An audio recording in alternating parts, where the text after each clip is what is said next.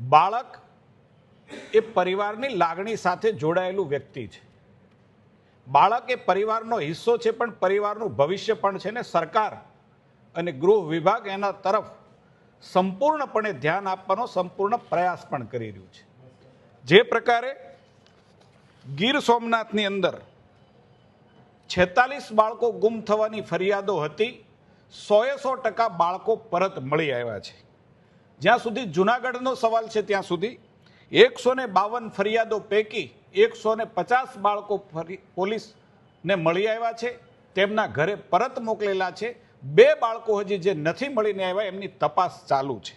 જે પ્રકારે બાળકોનું ઘરેથી પલાયન થવું, બાળકોનું ભાગી જવું, એમના માટેના અલગ અલગ કારણો, કોઈનામાં પ્રેમ પ્રકરણ હોય છે, કોઈનામાં અભ્યાસ અને અભ્યાસ માટે માતા પિતાનો ઠપકો હોય છે, કોઈનામાં સામાજિક સંબંધો કે મિત્રતાના સંબંધોની અંદર થયેલા મનદુખ, એવા કેટલાય કારણો રાજ્ય સરકારના ગૃહ વિભાગ પાસે આવતા હોય છે.